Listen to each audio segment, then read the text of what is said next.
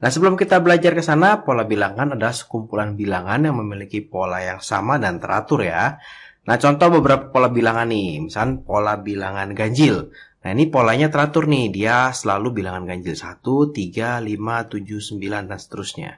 Dia punya rumusnya adalah UN ya, atau suku ke N. Jadi, UN, nah ini adalah suku ke N ya. Jadi kalau U1 ini adalah berarti suku pertama. Berarti kalau U3 ini berarti adalah suku ketiga gitu ya. Nah, kemudian pola bilangan genap 2, 4, 6 dan seterusnya. Ada pola bilangan segitiga 1, 3, 6, 10, 15 dan 21 gitu ya. Ada pola bilangan persegi atau pola bilangan kuadrat. Ada juga persegi panjang. Oke ya. Ini beberapa contoh pola bilangan yang ada gitu ya. Nah, terus gimana sih cara menentukan suku suatu pola bilangan? Nah, sebetulnya ada dua cara nih. Di video kali ini kita akan belajar satu cara. Di video berikutnya kakak akan mengajarkan cara yang lain. Gitu ya. Untuk menentukan suatu suku tertentu pada suatu pola bilangan, kita bisa menganalisa ya secara sederhana. Nah, jika sudah terlalu sulit, maka kita akan menentukan rumus suku ke N-nya. Gitu ya. Nah, ini beberapa contoh soal. Misalnya kakak punya pola bilangan 5, 9, 13, 17, dan 21. Nah, kita mau mengisi nih 3 angka setelahnya. Apa sih angkanya gitu ya.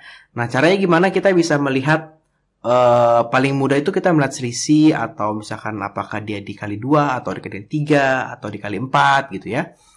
Kalau di sini kita lihat ini pasti selalu bertambah 4. Nah, ini selalu bertambah 4 gitu ya. Ini juga bertambah 4. Nah, ini juga bertambah 4. Nah, artinya suku berikutnya juga pasti ini bertambah 4. Berarti 25 gitu ya, bertambah 4 lagi berarti 29. Bertambah 4 lagi, berarti 34. Gitu ya. Ini cara kita bisa melihat seperti ini gitu ya. Jadi 21 tambah 4, 25. 25 tambah 29. Ini berarti 33 gitu ya. 33. Gitu ya.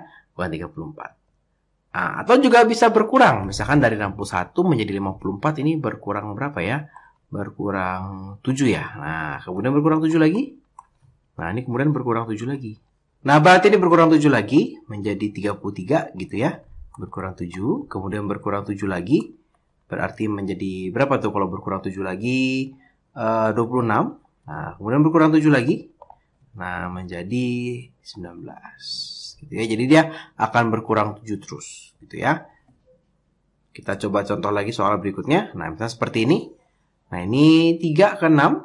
Diapain ya supaya 3 jadi 6? Boleh tambah 3. Nah, tapi kalau ini kita tambah 3 lagi, nggak bisa ya. Nah, ini tidak teratur nih. Berarti polanya bukan tambah 3. Kita mesti memikirkan pola yang lain. Ya, kalau membesar kita pikirkan misalkan dikali. Oh, 3 ke 6 itu dikali 2. Ternyata 6 ke 12 juga dikali 2 gitu ya. Artinya ini juga dikali 2 nih. Nah, berarti ini dikali 2 juga. Berarti 48 kita kali 2 menjadi 96 gitu ya. 96 kita kalikan 2 menjadi berapa nih? 192. Kemudian kita kalikan 2 lagi menjadi 384. Nah, gitu ya. Jadi bisa tambah, bisa kali. Tapi polanya pasti teratur, pasti sama terus. Ya. Nah, kalau ini bagaimana nih? Wah, ini agak aneh nih. Ini 1 tambah 0 gitu ya. Kemudian 1 jadi 2 tambah 1 nih.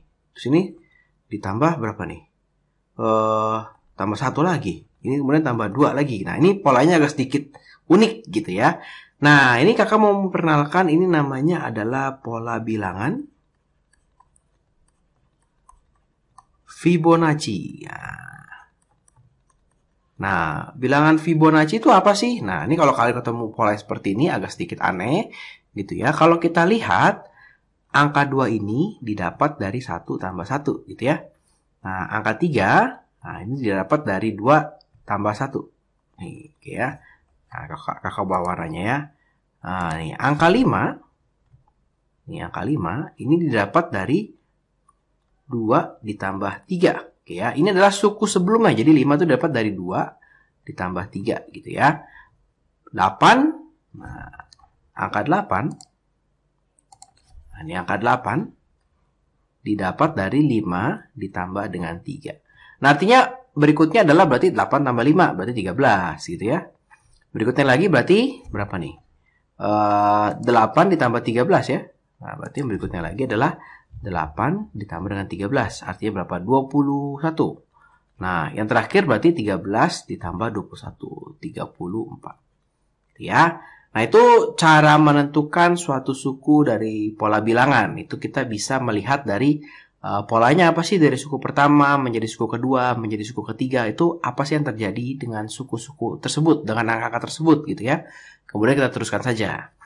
Nah, bisa juga kita dikasih rumus. Nah, seperti yang kakak bilang, rumus ini artinya adalah suku ke berapa gitu ya.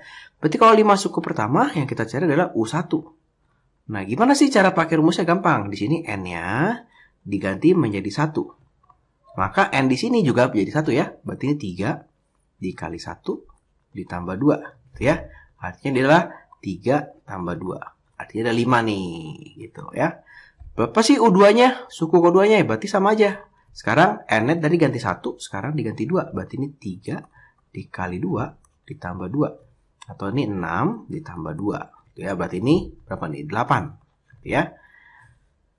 U3 ya sama saja. Berarti ini 3 dikali 3 ditambah 2. Gitu ya. 3 kali 3 berapa? 9 ditambah 2. Berarti ini adalah 11. Gitu ya. Lanjut lagi. Berarti U4. Nah, ini adalah U4. Berarti 3 dikali 4 ditambah 2. Gitu ya. Atau ini 12 ditambah 2. Artinya adalah 13. Gitu ya. Nah, sebetulnya kalau kita lihat di sini terbentuk suatu pola ya. Ini tambah 3. Ini tambah 3. Nah, ini tambah 3. Berarti suku kelimanya pasti juga tambah 3. Berarti ini adalah 16. Coba kita buktikan. U5. 3 dikali 5 ditambah 2. Oh, ini 14. Sorry. 14. Ini berarti 17. Gitu ya.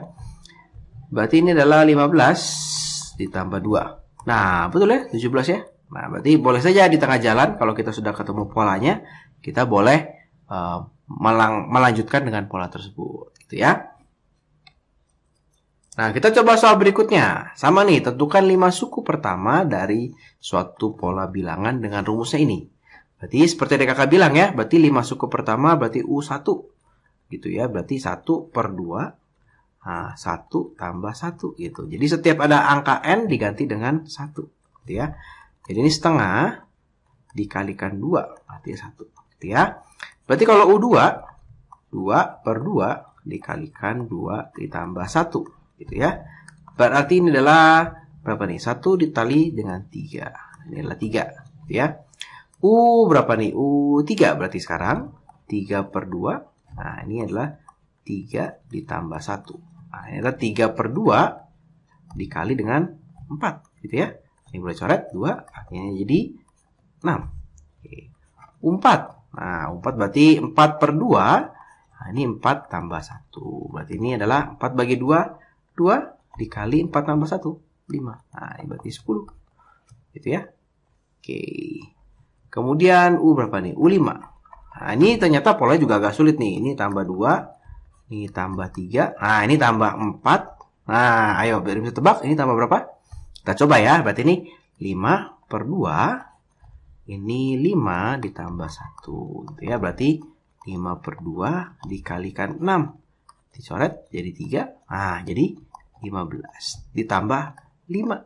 Nah, kalau kita lihat, walaupun pertambahannya berbeda-beda, ternyata dia tetap mempunyai pola yang sama dan tetap. Ya. Yaitu setiap pertambahannya pasti meningkat sedikit-sedikit nih. Nambah 1, nambah 1, nambah 1 gitu ya. Dari 1 ditambah 2 jadi 3. 3 tambah 3 jadi 6. 6 tambah 4 jadi 10. 10 tambah 5 jadi 15 gitu ya. Nah, kenapa sih rumus ini penting? Sebelum kakak ke soal yang terakhir. Bagaimana kalau ditanya misalnya suku ke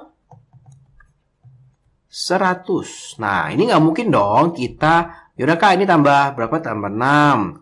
Tambah 7. Sampai 100 kan susah. Makanya diciptakan rumus ini. Kita mesti cari tahu rumusnya.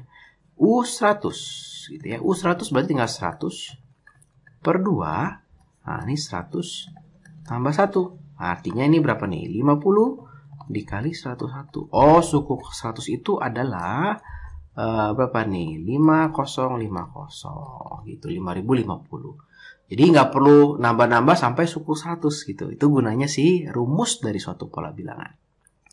Nah, kemudian di soal terakhir, nah ini sama ya, berarti tentukan 5 suku terakhir, 5 suku pertama.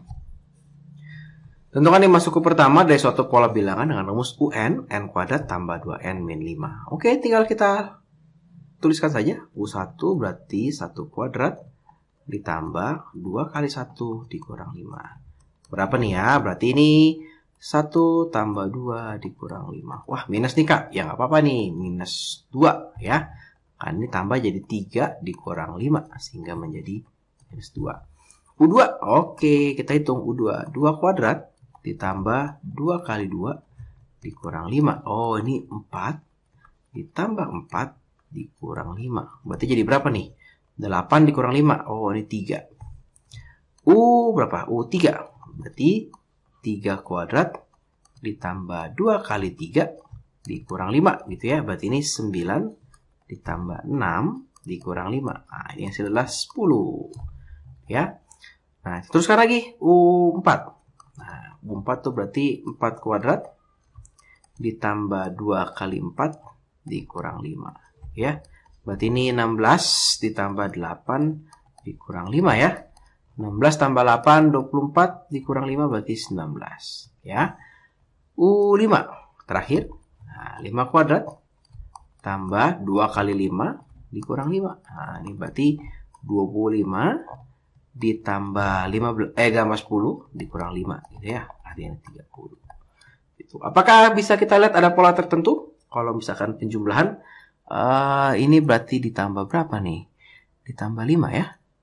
Nah, kemudian tambah berapa? Tambah 7. Kemudian tambah 9. Ditambah 11. Berarti kalau suku berikutnya pasti tambah 13 nih. Berarti berapa nih? 43 gitu ya. Suku ke-6. Suku ke-7 berapa nih? Berarti ini tambah 15. Gitu ya. Berarti 58 gitu ya. Tapi sekali lagi kalau ditanya suku ke-100 jangan pakai begini. Repot gitu ya. Mendingan masukin rumus.